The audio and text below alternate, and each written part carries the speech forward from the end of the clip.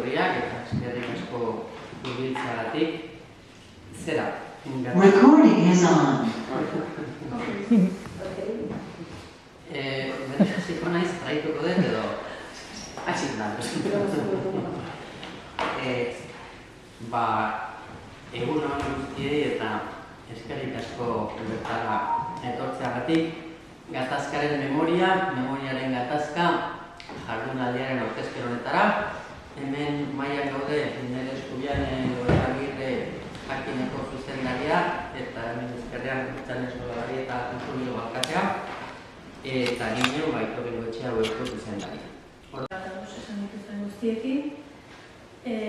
Uste dute hiru eragileon arteko lan hau erosoa, errazi egiteko eta bainaz, sinergia esaten da horren adibide da dela eta dagoeneko 8. edizio honetan, uste dut esan dezakegula elkar indartzen garela eta gero eta hobetuago edo interesgarriago, hobeto landua, hobeto pentsatua antolatzeko nolabait lankidetza dakarrela honek, ez?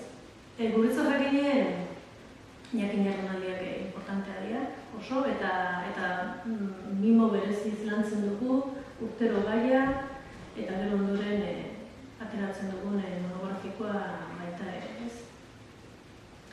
Eta, ez dakit, hitzarmen hau ez talego nola egingo genuke, segura eski diferente. Egingo genukeela pentsatu nahi den baietz, baina ez dakit nola izango izateko, ezta? Eta, lankidetzak egitzare indartzen zaitu, beti nolabait ez erortzeko oikerian eta beti egoteko pixka bat atento, ez? Zekai landu, nola landu, zer egin, eta gero beti ere usurbilen hartzen dura lur, eta hori guretzat ere importantea da. Euskal Herrian herri asko da eta herri bakoitza dela bere historia eta bere memoria, baina usurbil bada herri bizi bat, kultura aldetik, guretzat horrela bizi dugu. Eta edozein gain planteatzen dugula, beti dago herrian, nolabait erreferentzi edo osagarri egin liteken ekimen bat edo izlari bat edo zerbait. Ez da hori interesgarria da, gai berak ere lur hartzen duelako, ematen ari garen loko horretan. Beste mila lekutan ere egin ziteke, baina usurbilen egiten dugu, eta usurbilen baditu bere ezaugarri bereziak, hori ere egia da. Eta hortengo gaia, gatazkaren memoriaren gatazka. Gai potoloa da, baina une oro eskuartean dugun gai bada. Bai Euskal Herrian, historia guzti horretan, gatazka badago, borroka jokatzen da, eta hor gabiltza danok, ez? Etorri esan du norbere buruarekin bai, gero da. Baina, egia da kolektiboki ere horre badagoela zer lan. Eta gatazkak gertatzen dienean, edo indarrean daudenean, edo amaitzen direnean, edo amaitze bidean jartzen direnean, beti behar izaten da, esango dugu, gogoetatu, pentsatu, hausnartu, erreparatu, justizia egin, bereziki ezkutuan geratzen dien hauts guzti horiek atera, ezta? Eta hori egin liteke, modu, esan dezagun, instituzionalizatu, edo erakundetu, edo nolabait antolatu batean, edo egin liteke hori ezean, beste leku batzuetatik eta beste modu batzuetara. Hau zen liteke horren adibidea, edo gai horren bueltan aletxo bat jartzeko saiak. Memoria hitz egin nahi dugu, jardunaldi honetan, eta baita ere gatazkaz. Gatazka,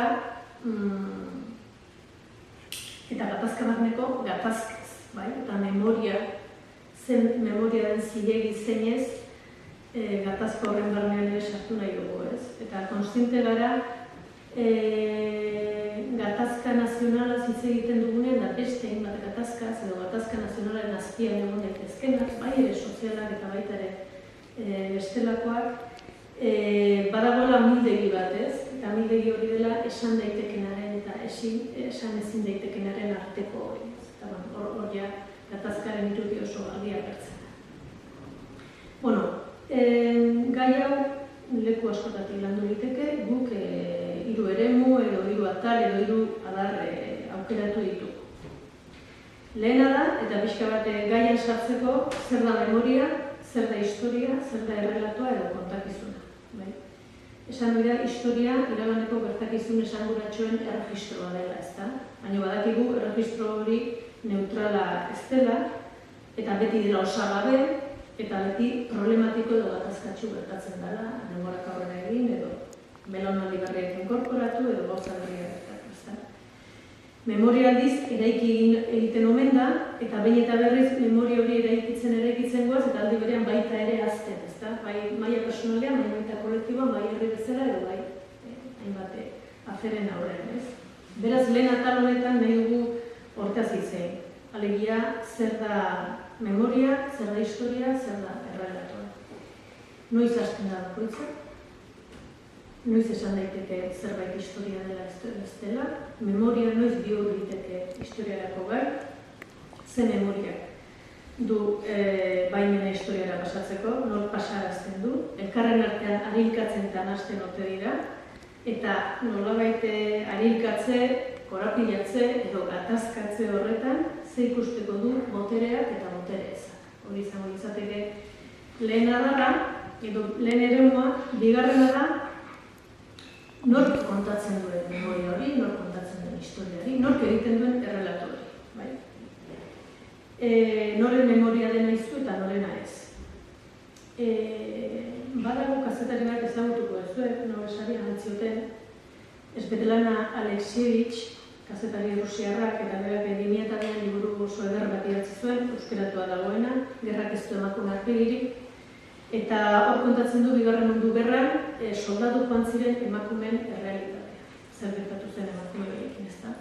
Eta badu esaldi bat, gure gaurko gaira eta gure jardunaldira argi egiten duena, ez? Eta da, berak honela dio. Gizonak beldur ziren emakumeek beste gerra bat, bestelako gerra bat kontatuko ote zuten. Orduan, bigarren atal honetan nork kontatzen dut eta nor ez duen kontatzen, emakumeek zer duten kontatzeko jarriko dugu mahai gainean. Egia da azkenaldian gatazkari lotuta hainbat ikerketa eta doktore tesi amaitu direla eta beste batzuk bidean direla. Uste dut ez dela kasualitatea, horako ugaritasun bat sortzea momentu honetan, eta horiei nolabait mikrofonoa edo irekin nahi die. Eta hor galdera batzuk sortzen dira. Gatazketan generoak baldintzatzen duen zerbait badago, errepresio mota aldatu egiten da, azpigerrarik bada gatazka ofizialetan, gertatzen dira beste gatazka batzuk azpian, generoak markatzen ditu horiek, hori bitzateke. Hirugarren atala berriz, nola transmititu, sozializatu, zabaldu, ezagutzera eman, egiten den memoria, historia eta errelatoa. Alegia, transmititzen alda, gazteagoei edo belaunaldi berriei esango nuke, nondik nora iristen zaie memoria hori, iristen ote zaie. Pentsatze ote duten ukatzen zaien memoria da dela, badakizue sarri esaten dela ez, eta adibidez Espainiako Gerra Zibilarekin esaten da gerra bizi izan zutenek, beraien seme-alabek ez zuten zitzaien transmititu, eta nagusiki ez zuten interes berezik izan, bilobak izan dira berriro beraien aitona honen historiara bueltatu direnak, hori da Gernikaren bonbardaretako memoria ariketaren kasua, esate batera bilobak, berriro memoria eske, gurasoek jaso ez zutena eta badoan belaunaldi batena, nolabait in extremis memoria eske, hor badago agian memoria beharrik ez da, baina baita ere ukatu zaien sentimentu bat ere, bai? Horretak guztiaz ere hitz egingo dugu. Eta aburzan esan dut errepikatzen dut ideia hori, ez da, memoria iragana, hor borroka badago, ez da, ze memoria impugnatzen dugu, genealogiak berreskuratzen ditugu, leku diferentetatik, hein handi batean badakigulako etorkizuna iraganean jokatzen eta ebazten dela.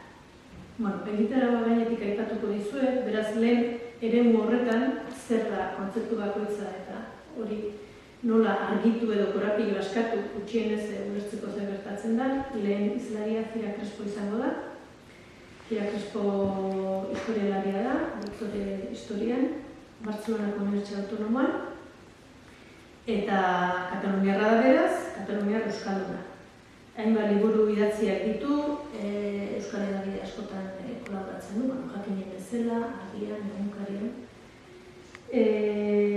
Eta baditu liburu interesgarriak idatzita, Mujeres que cambiaron la historia, 2008an, baginen, 2 urte beranduago Euskal Herriko historia emakumeen bitartez, osatu zuena, Tene Mujikaren gaineko liburu eder bat ere badu, Tene Mujika udazkeneko argitan, eta beste bat aipatzaren Euskal Herriko 40 emakume egon ginen, izan ginen, Elena Ziurdiaren ilustrazioekin argitara. Beraz, lehen hitzaldia bere izango da, eta esandako korapila hori ea asmatzen duen, edo gutxienez hitz egin dezagun horretaz. Bigarren izlege Iñaki Sagardoi, antropologa dugu, hau Nafarra da, eta Nafarroko Unibertsitate Politikoko irakaslea, hau ere doktorea. Eta honek aipatu dugun memoria relato historia hirukote hori bereziki gehituko du laugarren elementua eta da boterea. Boterea nola eragiten duen hiruren arteko harreman horretan. Azken urteotako Nafarroko memoriazko instituzioen eraketari eta haiek bertako pasaian memorialistikoan izan duten eraginari buruz ikertu du, eta horren inguruan egin zuen gainaz doktore tesia, memoria kolektiboaren eraikitze prozesuak eta horrek boterearekin duen harremana ikertu duen zuzen. Beraz, uste dute begirada interesgarri bat emango digula. Ondoren, bigarren atalera pasako gineke, nork kontatzen du, nork kontatu lezake, zer kontatu daiteke. Eta hor, bi hitzaldi interesgarri, lehena Olatzain Goitiarena, antropologoan doktore, eta orain hilabete doktore tesia amaitu zuena. Eta bere tesiaren gaia da Ezker Abertzaleko emakumeen militantzia eta haien gaineko errepresioaren memoria.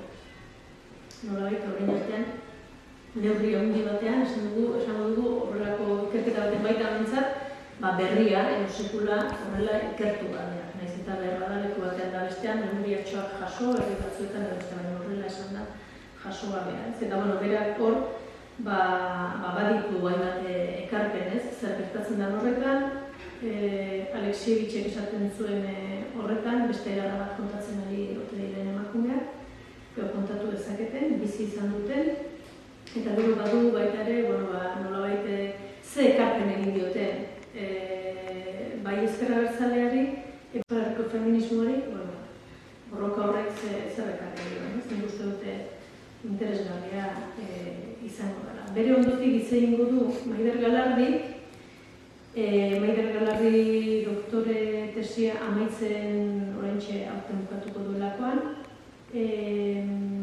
antropologoa bera ere, eta berak ere Euskal Gatazkaren barnean emakumeak hartu ditu ikergai, baina beste leku batetik.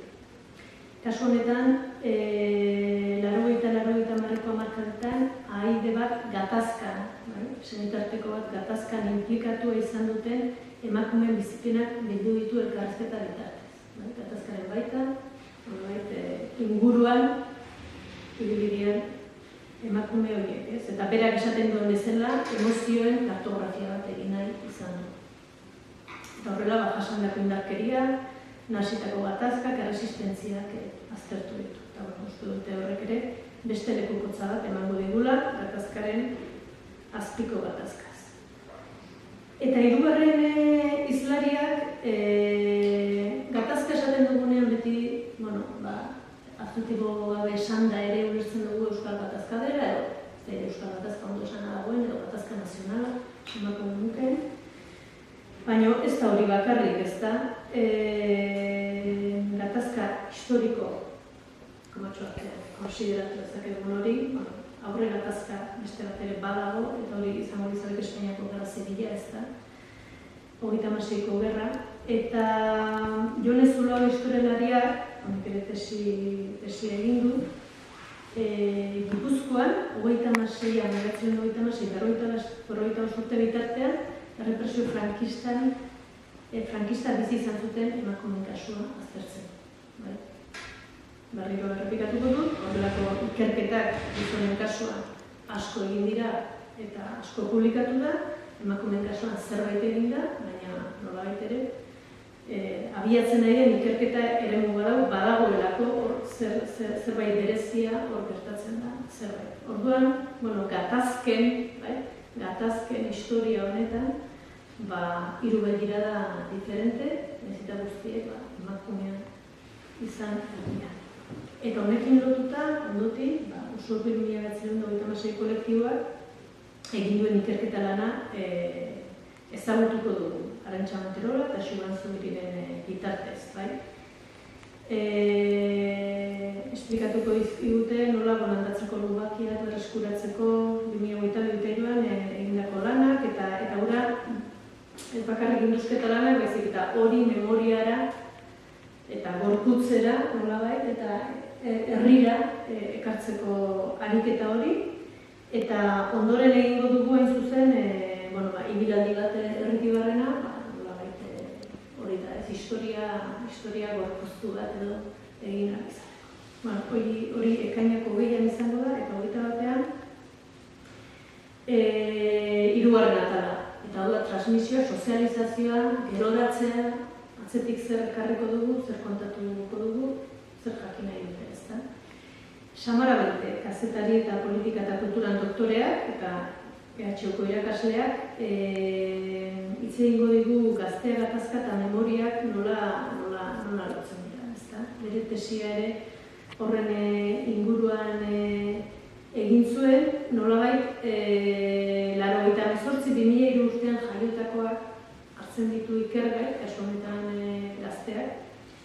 Euskal gatazka edo gatazka nazionala bere horretan bentzat bizi izan ez dutenak edo oso ume zirela bizi dutenak. Eta orduan nola jaso duten memoria hori, ez? Nola da memoria oso mediatizatua, ez den zuzena, mediatizatua, edabide, saren bitartez, edo nola hor dabilen informazio baten bitartez, baina ez benetan buruz-buru, gorpuz-gorpuz, herriz-herri, etxez-etxe, oso ez dakit, nolabait zerbait bizipen erreal edo nolabait beste zaborri batzuk izango dituena. Hori esplikatuko digu, eta ondotik, esango dugu gazteak edo ondorengo belaunaldiak dituko dugu, ez? Ondorengo belaunaldi horien hiru ordezkaritza desberdin. Esango du pixkat akadenetik kanpoko hiru ekimen edo, ez? Bat da Antzolako gazteek 2018an abian jarritako memoria josten egitasmoa aurkeztuko digute Ane Albert eta Bintzale Gorburu. Eta hor, herri mailan egin zituzten hainbat elkarrizketa eta guzti hori pixka bat, memoria bat egiteko gatazka nazionalen inguruan gertatu den horren guztia jasotzeko, horren berri emango digute. Bestea, Julen Diez de Argote izango da, gasteiztar gazteak, esplikatuko digu gure herrian memoriaren kasu paradigmatiko batena eta da Gasteizko martxoan 3ko gertakizun haiek nola historia ukatu bat izatetik 50 urte hortxe iritsi den 50 urte askola aldatetik nola mantendu den memoria hori belaunaldiz ekimenez ekimen eta nola iritsi den oraintxe dute memorial bat edo egiteko eraikuntza bertako izan, gertakizun gertatu ziren izan, memorial bat eraikitzeko puntura iritsi dien, nolabait gainera, onarpen eta ezagutza instituzional batekin. Horren berren dugu interesantea da, bidean zenbat memoria batzen dira. Martxoak 3koa bezala beste hainbat ere gertatu ziren Euskal Herrian eta ez dira egin aipatzen. Bereziki bortitza eta gogorra izan zen, baina hor dago lanketa handi bat, 50 urtetan egin dena, ona iristeko, orduan hori esplikatuko digute, eta bukatzeko Mikel Ibarguren eta Ekaina Albite zinemagileek esplikatuko digute Euskal gatazka nazionala fikziora eramateko narratiba berrien gainean. Zergatik izango digute, hauek dira beste bi zuzendarirekin batera Negur Bilak filmaren egilea, film saritua, uste du baina atzo bertan ikusi nuen oain da berrian Euskal Herriko Hainbat Zinematara eramango den pelikula dela, eta hor kontatzen dute, beraiek bizi izan ez duten gatazka nazionalaren pasarte bat hori aukeratzen dute. Galdera zergatik aukeratu duzue hori, zeuen lehen pelikula kolektiboan guinaz egiten dutena zergatik kontatu nahi duzue hori, ez, edo horren guztian inguruan hitz egingo digute, eta bukatzeko pelikula bera proiektatuko dugu, eta pelikula ikusita ondoren, egileekin ere, aurretik eta ondoren, egongo gara, sortu daitezkeen galderak edo komentarioak elkarreratzeko. Hauxe izango da aurtengo jardunaldia, uste dut interesgarria eta mamitxoa izango dela, eta pentsatzen dut hunkigarria ere izango dela. Eta, agurtzan esan duen bezala, jardunaldi honek ondoren dakar monografikoa, eta iraila bukaeran horrian ikusiko du argia. Monografiko osotua izango da, jardunalditik kanpo ere beste norbait gehiago agertuko da, uste dut importantea. Eta jakin nintzeko importantea, diseinu berriarekin, itxura berriarekin, eta egingo dugun lehen alea izango da. Batuko da gure aro berria eta gai garrantzitsu honen